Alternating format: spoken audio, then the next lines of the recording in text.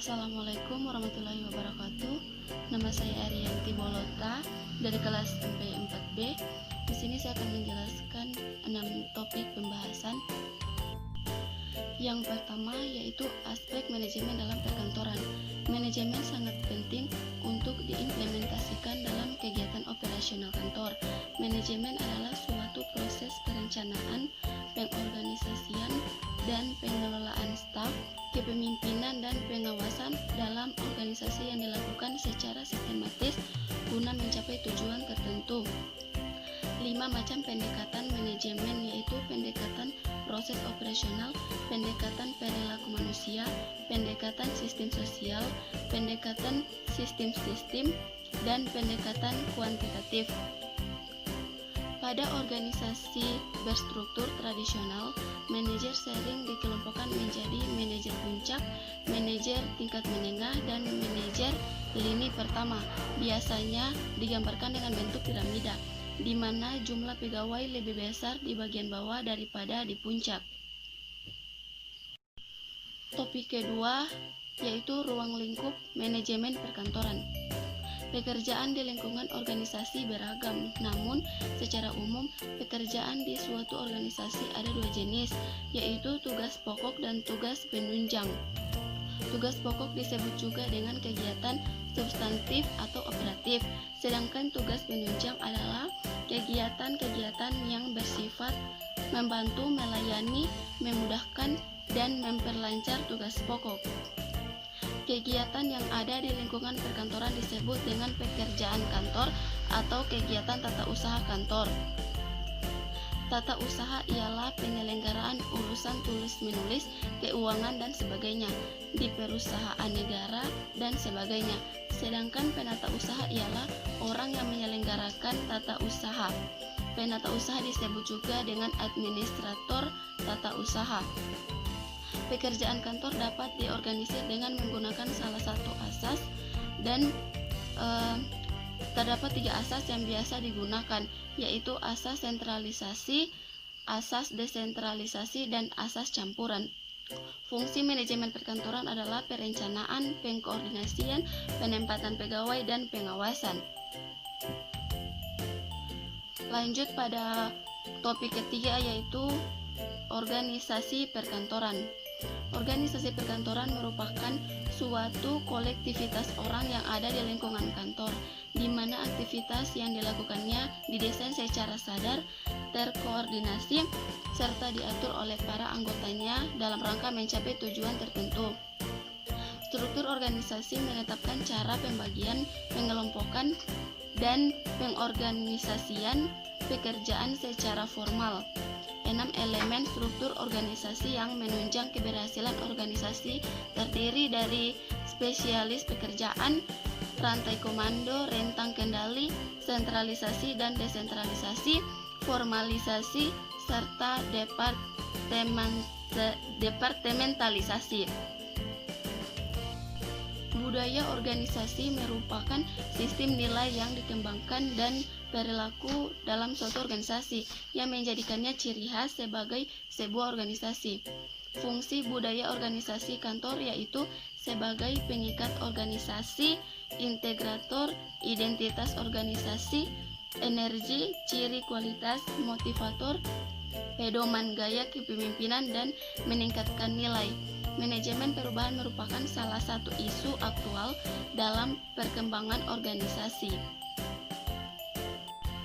Topik keempat yaitu komunikasi dan korespondensi. Komunikasi dalam lingkungan kantor erat kaitannya dengan korespondensi. Komunikasi kantor merupakan proses penyampaian informasi, instruksi, atau perintah mengenai pekerjaan atau tugas tertentu. Komunikasi yang berlangsung di lingkungan kantor dapat berupa komunikasi internal maupun komunikasi eksternal. 3 dimensi komunikasi internal yaitu komunikasi vertikal, horizontal, dan komunikasi diagonal.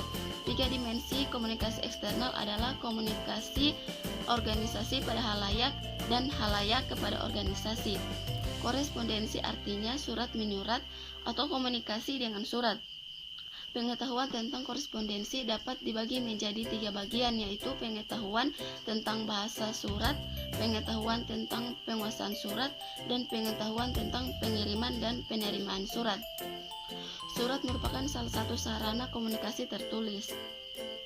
Bagian-bagian surat meliputi kepala surat, nama, tempat, dan tanggal, nomor atau lampiran, hal atau perihal, alamat surat, salam pembuka isi surat, salam penutup, dan tembusan. Topik kelima yaitu manajemen kearsipan. Arsip merupakan salah satu aset yang sangat berharga yang dimiliki oleh organisasi. Sebelum manusia mengenal komputer, pengelolaan arsip dilakukan secara konvensional atau classical archiving. Kemudian jenis arsip terdiri atas dua, yaitu berdasarkan media dan berdasarkan fungsi. Berdasarkan media yaitu arsip yang berbasis kertas, arsip lihat dengar atau audio visual.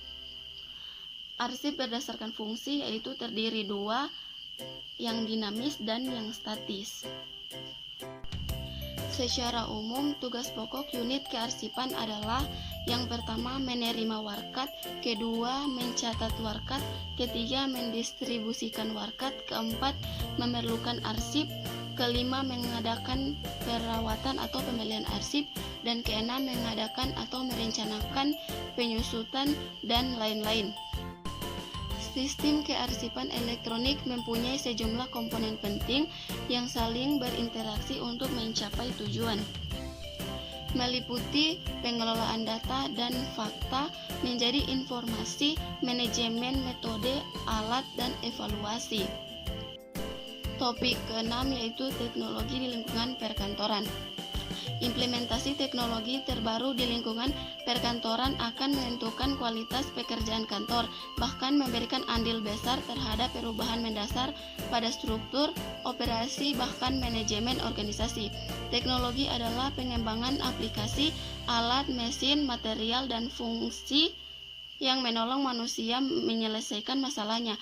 Teknologi komputer adalah mesin penghitung elektronik cepat dan dapat menerima informasi input digital, kemudian memprosesnya sesuai dengan RAM yang tersimpan di memorinya dan menghasilkan output berupa informasi.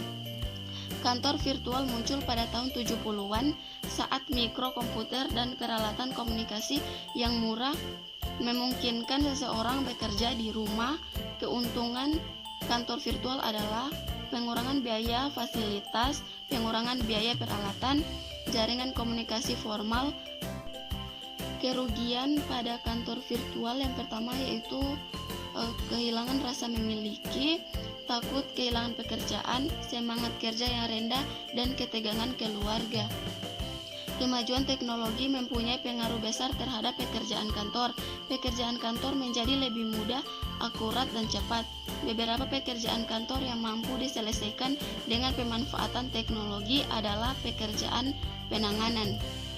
Itulah video pembelajaran yang dapat saya sampaikan. Lebih dan kurangnya saya mohon maaf. Wabillahi taufiq wal hidayah. Wassalamualaikum warahmatullahi wabarakatuh.